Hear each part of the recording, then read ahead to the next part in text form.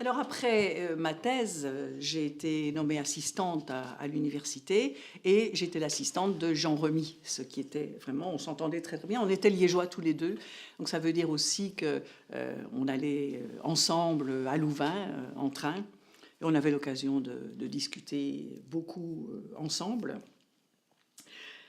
Mon premier renseignement, j'y suis toujours quand j'en parle. J'ai donné un séminaire de sociologie urbaine aux étages du collège du Faucon à Louvain. Nous étions toujours avec un pied dans Leuven, donc, hein, et j'ai donné ce cours là-bas. Mais c'était en 68-69, donc quand je dis 68, vous voyez tout de suite que ce n'était pas évident. Moi, j'étais toute fraîche et moulue de l'université, de mes études, et je me trouvais là confrontée à environ 15-20 étudiants, barbus, chevelus, hippies, tout ce que vous pouvez imaginer, qui étaient des durs, hein, qui en voulaient. Donc, je dois dire que la première fois que je les ai vus, j'étais un peu mal à l'aise, pour ne pas dire beaucoup. Ça s'est très bien passé, j'ai d'ailleurs gardé avec un certain nombre d'entre eux certains contacts encore aujourd'hui, mais ce n'était pas évident, hein, quand vous êtes comme ça, confronté à des étudiants très critiques, hein, c'était 68, 69, donc c'était un petit peu dur. Et puis, et c'était d'autant plus dur que c'était donc pardon, je me répète, c'était un séminaire de sociologie urbaine et il y avait de grands débats intellectuels autour de la ville et les débats étaient dominés par les sociologues urbains français qui étaient marxistes, trotskistes, léninistes, tout ce que vous voulez, mais en tout cas tous de cette orientation-là. Et donc, ces étudiants étaient très influencés par cette perspective. Et moi, bon, j'étais d'accord, mais pour moi, il n'y avait pas que ça. Il y avait aussi Max Weber qui avait parlé de la ville.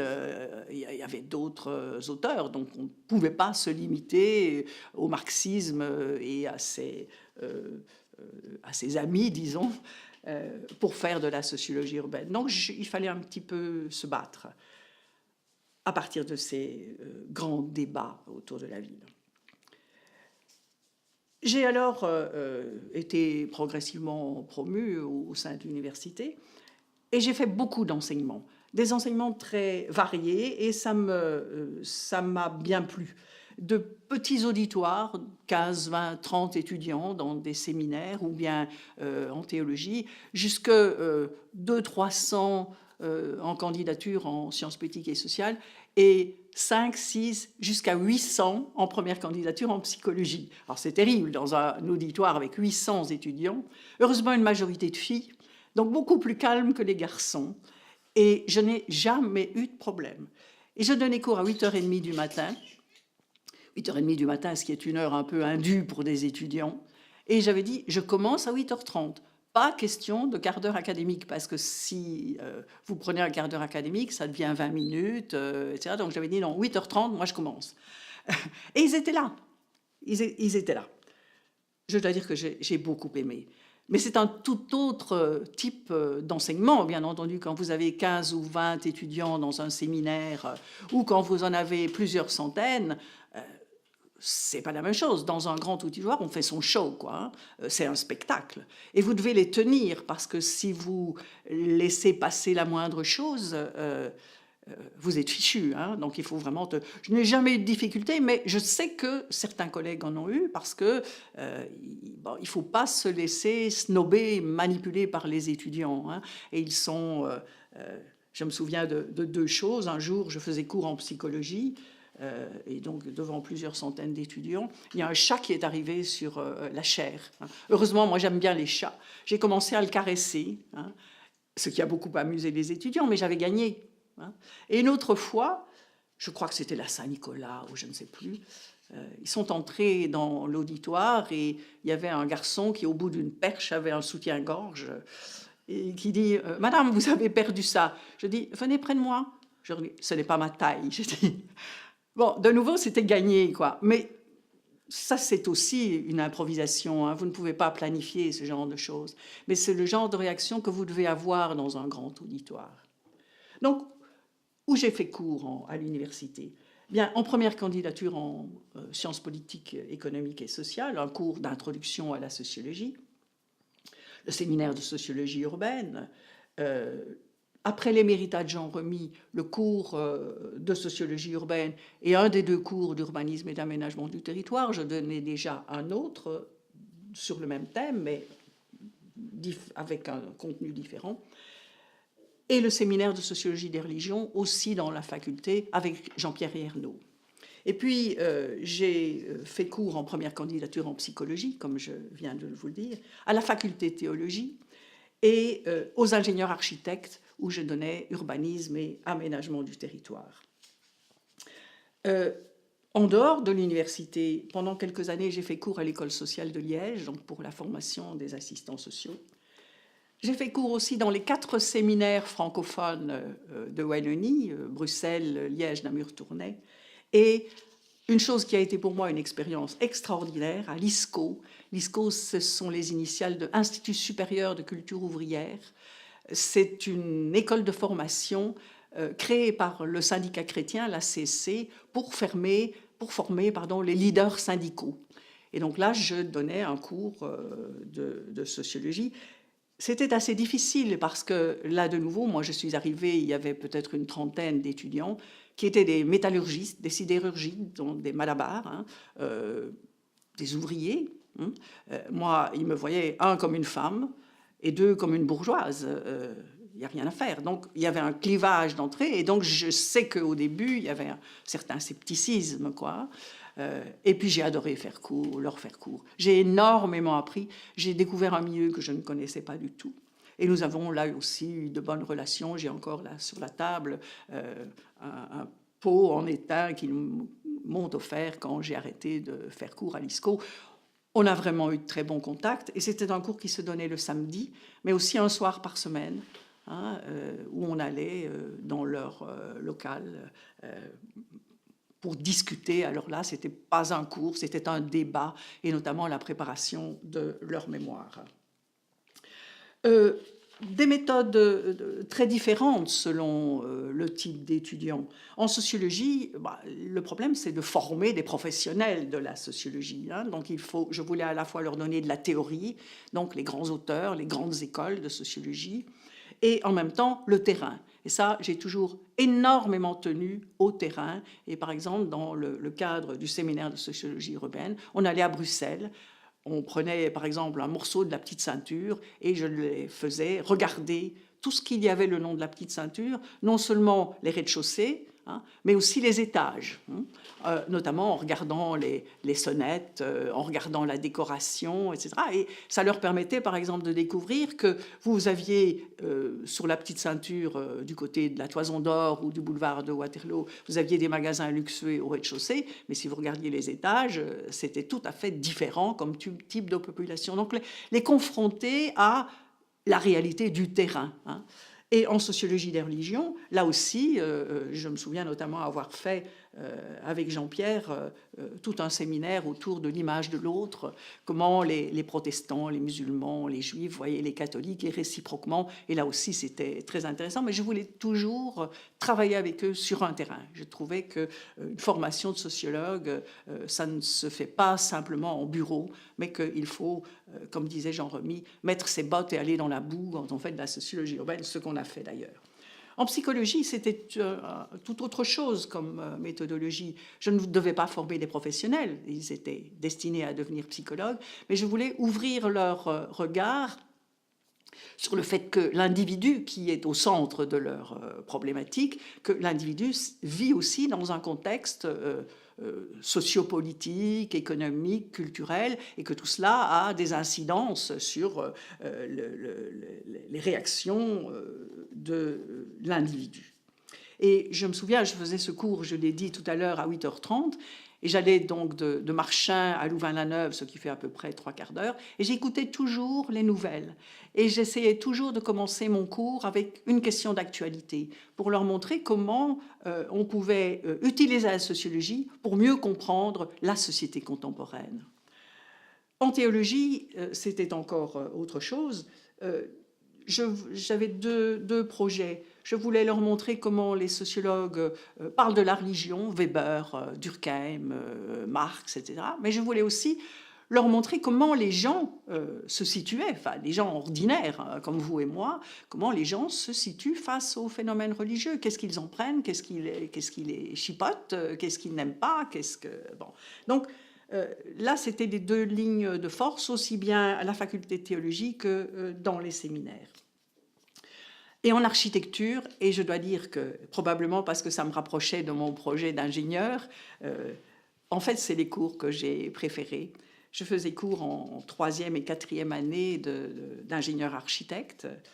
Et donc là, je donnais cours de sociologie urbaine et aménagement du territoire.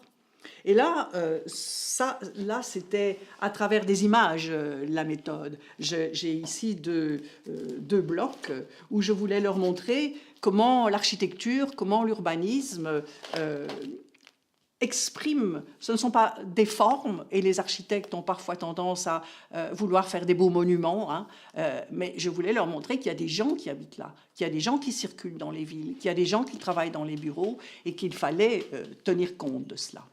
Et je voulais aussi leur montrer que l'urbanisme et l'architecture, on pourra regarder cela plus tard, je voulais leur montrer que l'urbanisme, enfin l'architecture et l'urbanisme sont porteurs de dimensions idéologiques. Et je vais donner deux exemples, si vous voulez. L'exemple de la maison. Je me souviens, les assistants sociaux à Liège, ils allaient, pour un autre cours que le mien, ils allaient visiter des populations. Et ils étaient très choqués de voir comment les Arabes habitaient dans leur maison. C'est-à-dire quand ils avaient un living, il y avait des divans sur tout le pourtour du living, un tapis et éventuellement une table basse, mais pas de meubles. Et pas comme ici, une table avec des chaises autour. Il y avait aussi un espace homme et un espace femme qui étaient plus ou moins hermétiques l'un à l'autre. Et les assistants sociaux étaient choqués en disant ils ne savent pas bien habiter. Donc il y a là un système de valeurs qui dit comment on habite bien et comment on habite mal. Donc il y a une moralisation qui passe à travers cela. Et en urbanisme, c'est la même chose. Les villes reflètent toutes une idéologie particulière ou une vision politique. Si vous prenez le Mall à Washington, eh bien, vous voyez qu'il y a le Capitole qui est surélevé, hein, et il y a tout l'axe du Mall, et sur le côté, la Maison-Blanche. Ça dit un rapport entre le pouvoir législatif et le pouvoir exécutif. Le pouvoir législatif est premier, le pouvoir exécutif, il est un peu marginalisé, même si le président des États-Unis a beaucoup de pouvoir. Mais malgré tout, il y a là une symbolique de l'espace qui va bien au-delà de la forme. Donc ça, c'était ce que je voulais montrer à mes étudiants en urbanisme et en architecture. Cela m'a évidemment, à partir de là, mais j'aurai l'occasion d'y revenir, aussi bien les enseignements en théologie et dans les séminaires que les enseignements chez les ingénieurs, ça m'a appris l'interdisciplinarité. Il n'y avait pas moyen de faire autrement, hein. Il fallait travailler avec des collègues qui avaient d'autres spécialités, d'autres priorités. Donc je trouvais ça extrêmement riche et extrêmement intéressant. J'ai aussi, évidemment, dirigé pas mal de mémoires et de thèses, avec toujours de très bonnes relations avec les étudiants. C'est normal, puisque l'étudiant vous choisit, hein, et l'étudiant vous choisit en fonction d'un thème, hein, sociologie urbaine, sociologie des religions. Moi, je n'avais pas de thèse en sociologie de la famille, bien sûr, je ne suis pas compétente, donc il ne me choisissait pas s'il voulait faire ça.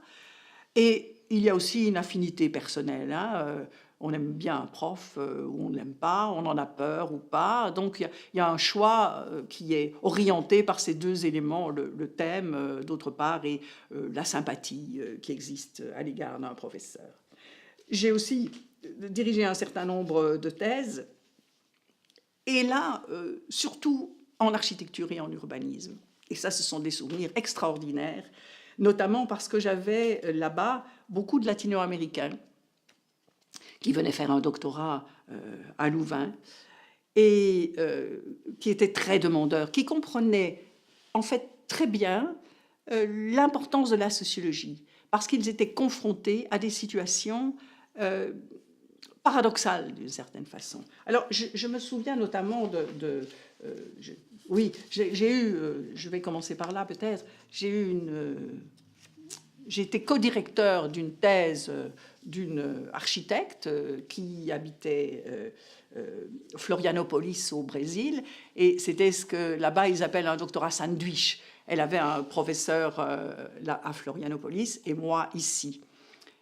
Et donc c'était sur un sujet qui paraît bête, mais qui était intéressant, sur les abribus. Hein. Et donc tous les rapports à la violence à partir de là, tout le rapport au déplacement, à la mobilité. Et quand elle a défendu sa thèse de doctorat, j'ai été invitée au Brésil à aller à la défense de thèse, ce qui était bien agréable. Et j'avais aussi à ce moment-là beaucoup d'étudiants latinos, et brésiliens en particulier. Ce qui veut dire que quand ils ont su que j'allais au Brésil, eh bien, ils ont tous dit « mais vous devez venir chez nous ». etc. Donc, on a fait, avec mon mari, tout un tour du Brésil, du nord au sud. Et dans chaque ville, on avait des étudiants ou des collègues qu'on rencontrait. Et ce sont des souvenirs extraordinaires parce que j'avais un étudiant qui avait fait une thèse sur le pentecôtisme, un prêtre, et il travaillait à Rio de Janeiro dans une équipe qui s'occupait des communautés de base.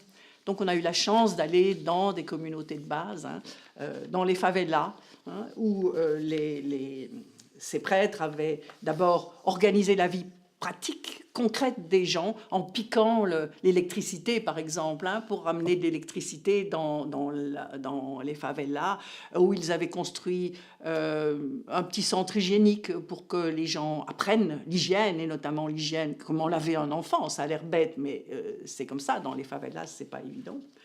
Et puis, il y avait une dimension religieuse, mais elle était vraiment très mineure. Hein. Et donc, on a été là, voilà, il y a là des images de la favela où on a été et d'une célébration à laquelle on a participé. Mais c'était fascinant de voir ça.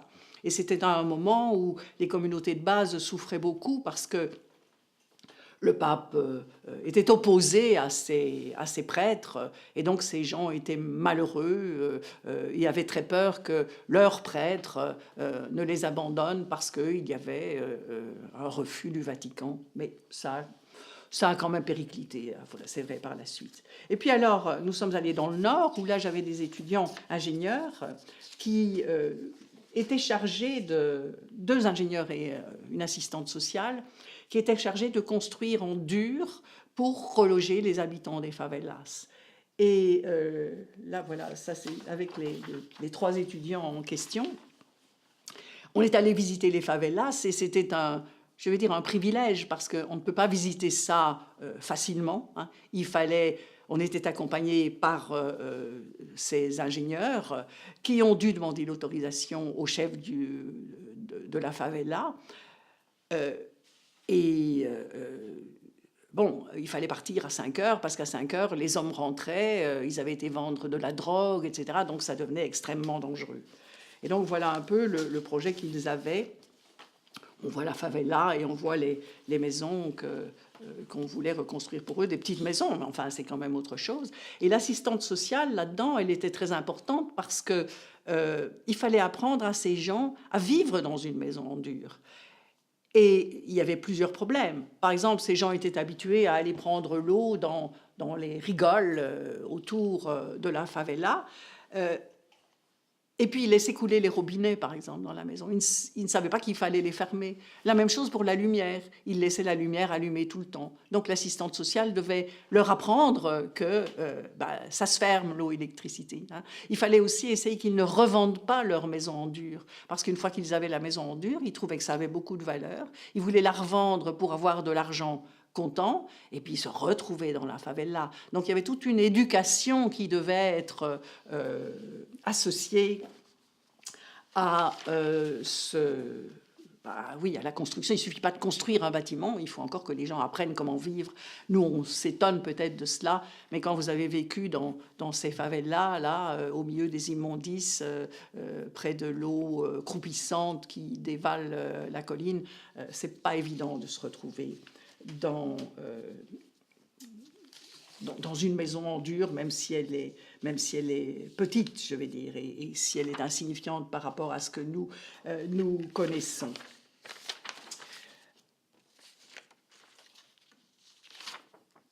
Oui, peut-être encore une chose à partir de ces expériences d'enseignement, c'est que moi j'ai commencé au moment où il y avait deux grands types de débats intellectuels. Un en sociologie des religions, c'était un peu la question de la démocratie dans l'Église, sur quoi je reviendrai dans mon propos par la suite. On était après Vatican II, hein, et donc il y avait des ambitions de démocratiser l'Église, ce qui a été un énorme échec, mais enfin bon, il y a eu des choses qui ont été faites autour de cela. Et puis en sociologie urbaine, c'était l'époque des mouvements socio-urbains. Et moi, j'ai beaucoup travaillé sur les mouvements socio-urbains, j'en reparlerai en parlant de sociologie urbaine, avec Alain Touraine, qui était le spécialiste des mouvements sociaux en général, Emmanuel Castells, lui, le spécialiste de l'école de Touraine, qui travaillait sur les mouvements socio-urbains. On a beaucoup travaillé ensemble, on a travaillé sur Paris ensemble, il est venu en Belgique aussi. Donc là, c'était aussi des grandes rencontres, bien entendu, avec ces personnes. Un mot peut-être alors sur la façon dont j'écris. J'écris essentiellement en français.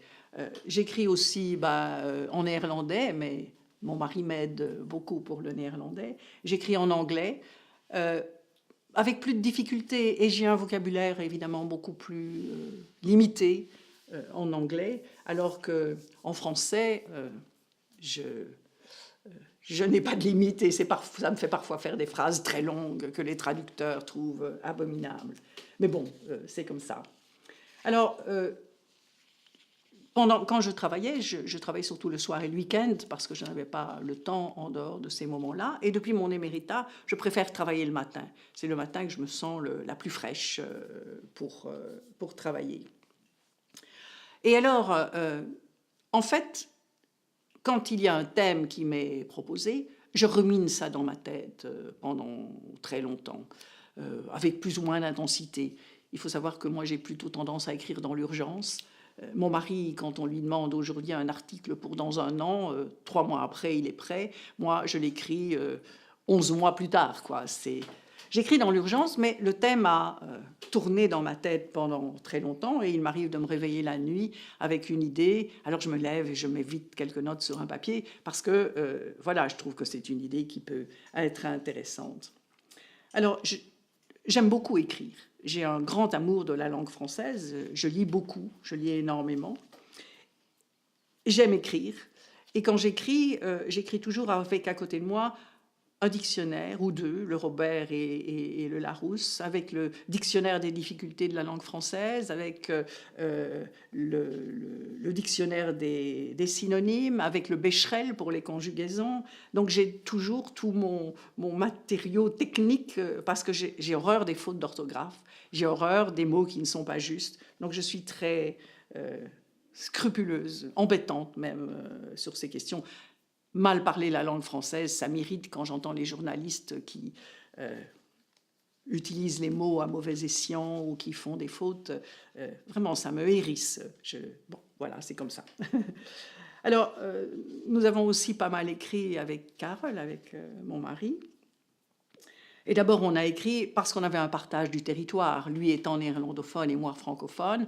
On a commencé à écrire en sociologie des religions, et lui faisait la partie néerlandophone, et moi la partie de la région néerlandophone, et moi la partie francophone. Je crois que le premier article qu'on a écrit ensemble, c'est un article pour la conférence de la Société internationale de sociologie des religions qui se tenait à Venise, et où on devait décrire la situation religieuse en Belgique. Carole a fait la Flandre, et moi j'ai fait la Wallonie. Alors, c'est très intéressant parce que nous sommes d'une toute autre culture. Hein. Lui, il est néerlandophone, donc il est plutôt dans la mouvance anglo-saxonne, et il est plutôt quantitatif. Moi, je suis dans la mouvance latine, française, francophone, et je suis plutôt clinique et qualitative. Alors ça, c'était évidemment très intéressant, parce qu'on découvrait des théories différentes que l'un ne connaissait pas et que l'autre connaissait. On découvrait aussi des méthodes, enfin on connaissait tous les deux types de méthodes, mais enfin il y avait là une pratique, une habitude qui n'était pas la même chez chacun de nous. Et puis la langue elle-même, parce que j'ai constaté souvent que un mot dans une langue étrangère vous révèle beaucoup sur votre mot dans votre langue, hein. Donc il y avait là tout un apprentissage de la langue, de ma langue, à partir de sa langue et à partir de l'anglais qu'il maîtrise d'ailleurs très bien. Et donc quand on écrit ensemble, maintenant, on discute du thème, on donne chacun son avis, on essaye de se mettre d'accord. C'est pas toujours évident, hein, on peut discuter parce qu'on n'a pas nécessairement le même point de vue, mais on arrive à trouver un compromis ou bien à dire, ben voilà, il y a plusieurs hypothèses possibles, ce qui est aussi très bien. Et donc voilà un peu le fond sur lequel s'est construite la sociologie, ma sociologie urbaine et ma sociologie des religions.